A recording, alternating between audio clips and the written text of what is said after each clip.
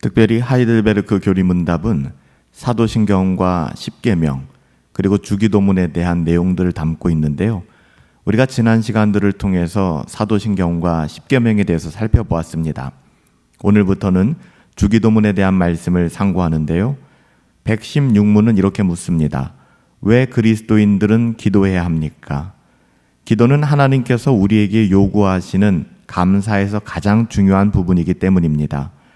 하나님께서는 신실하게 사모하는 자에게 참된 평안과 성령의 능력을 주실 것이며 이로 인하여 감사하는 삶을 살아가게 하십니다. 하나님께서는 우리 안에서 그렇게 역사하신다는 것이죠. 기도가 필요한 이유는 하나님께서 우리에게 기도를 요구하셨기 때문이에요. 우리가 우리의 어떠함을 구하고 우리의 원함을 하나님께 아뢰는 것도 중요하지만 기도에 있어서 가장 중요한 것은 하나님께서 우리에게 기도를 명령하시고 요구하셨다는 것이죠. 기도는 감사에 있어서 가장 중요한 부분이기 때문에 그래서 기도가 중요한 거예요.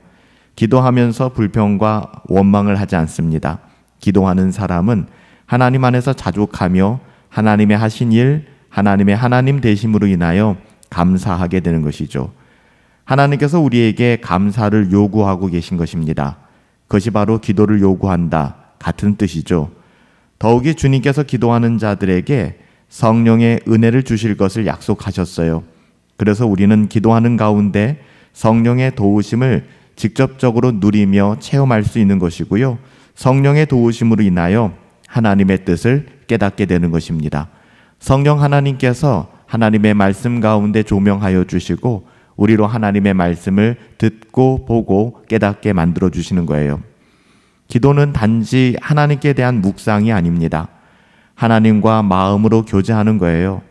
기도는 거듭난 하나님의 자녀들의 자연적인 호흡과도 같습니다.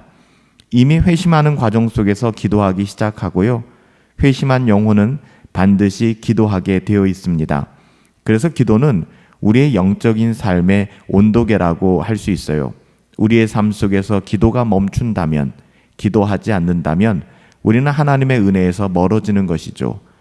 기도가 우리의 삶에, 우리의 영혼에 영적인 온도계 역할을 하는 것입니다. 그렇다면 우리는 언제 기도할까요? 언제 기도해야 될까요? 구약 성경에 보면 아침, 정오, 밤에 모든 시간에 기도했던 것을 우리가 볼 수 있습니다.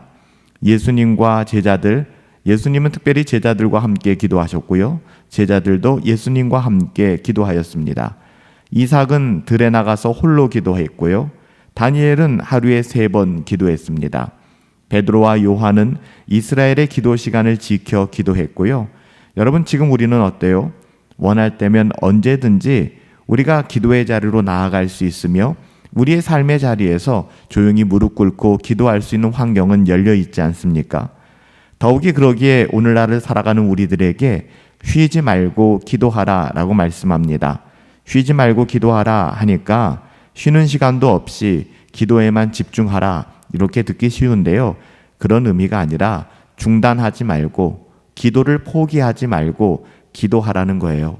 우리의 삶의 자리에서 만나는 수많은 어려움들과 또 우리가 절망하게 되는 이유는 간단해요. 우리의 기도가 멈춰졌기 때문입니다. 우리의 기도가 중단되었기 때문이에요. 그렇기 때문에 계속해서 쉬지 말고 기도하라 그렇게 말씀하고 있는 것입니다. 주님께서는 우리들에게 간절한 기도가 필요함을 알고 계셨어요. 그래서 주님께서는 우리들에게 항상 깨어 기도하기를 요청하신 것입니다. 그렇다면 우리는 어디서 기도해야 될까요? 혼자 은밀하게 기도할 수도 있어요. 아까도 말씀드렸지만 이삭은 들에 나가서 홀로 기도했고요.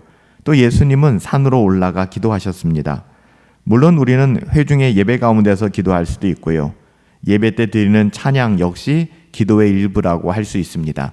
찬양이라고 하는 것 자체가 그냥 노래가 아니라 하나님의 하나님 되심, 하나님의 행하신 일들을 곡을 붙여서 기도로 올려드리는 것이거든요.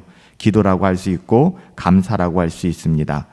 또한 우리가 공중기도나 목회자의 기도를 들으면서 마음속 조용히 그 기도를 따라서 기도할 수도 있습니다.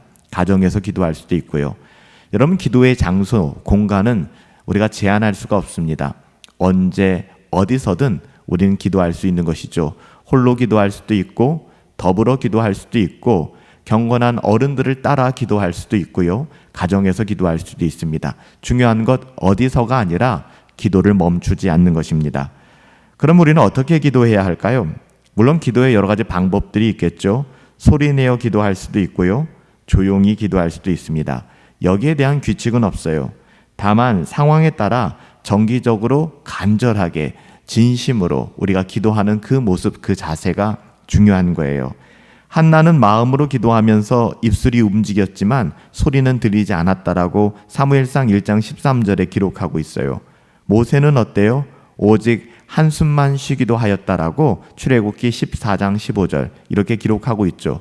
그게 무슨 기도야 할지 모르겠지만 이 또한 신령과 진정으로 하나님 앞에 기도하는 자의 모습을 보여주고 있는 거예요.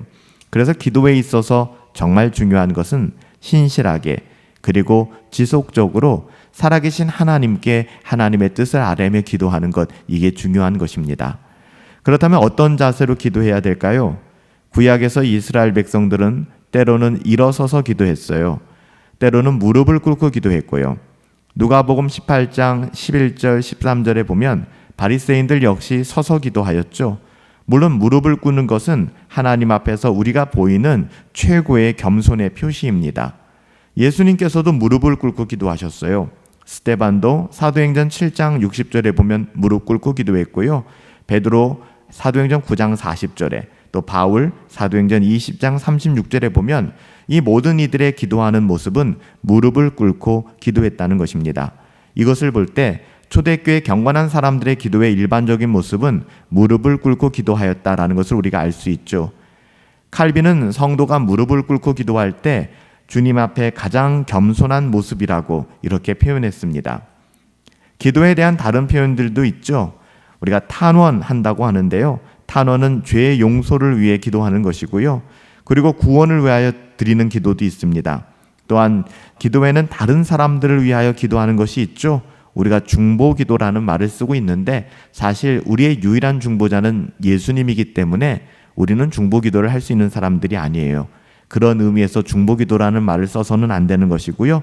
우리가 다른 사람들의 영혼을 위하여 주 예수 그리스도를 의지하여 간구한다, 도구한다 이렇게 표현할 수 있을 것입니다. 그리고 받은 것에 대한 감사가 있죠. 그래서 기도합시다, 감사합시다 같은 말이라고 할 수 있어요. 하나님께서는 우리에게 기도를 요구하고 계세요. 하나님께서는 우리가 하나님 앞에 나와 기도하기를 원하시죠. 그리고 우리가 하나님을 찬양하기를 원하세요. 기도는 우리의 믿음을 강화시키기 때문에 그래요.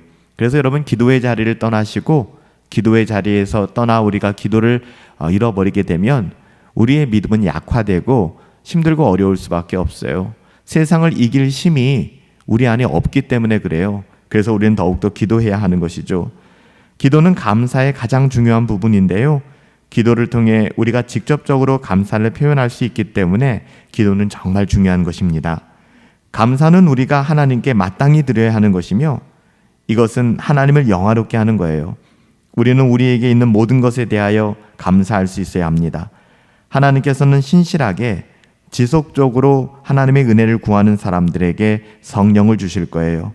하나님의 은혜와 성령의 역사가 필요한 자들에게 하나님께서는 잊지 않고 성령을 부어주시며 성령 하나님을 따라 살아갈 수 있는 능력을 우리에게 허락하여 주실 것입니다. 그로 인하여 성령 하나님께서는 우리 가운데 역사하여 하나님의 자녀다운 삶을 살아갈 수 있도록 우리를 격려하시고 강권하시고 그렇게 걸어갈 수 있는 믿음, 세심을 허락하여 주시는 것이죠. 기도에 대하여 알고 기도에 대하여 이야기하는 것 그다지 중요하지 않습니다. 정말 중요한 것은 지금 이 시간 여러분들의 무릎을 꿇어 살아계신 하나님 앞에 신령과 진정으로 우리의 영혼을 순결하게 하여 하나님께 기도하는 것입니다. 기도의 능력이 저와 여러분들 가운데 함께하기를 예수님의 이름으로 축복합니다. 살아계신 아버지 하나님, 기도하게 하여 주시옵소서. 우리의 삶의 자리가 힘들고 어려울 때마다 더 기도하게 하여 주시옵소서.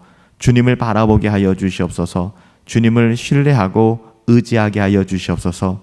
주님께 우리의 모든 삶을 더불어 감사하게 하여 주시옵소서. 존귀하신 예수님의 이름으로 기도하옵나이다. 아멘.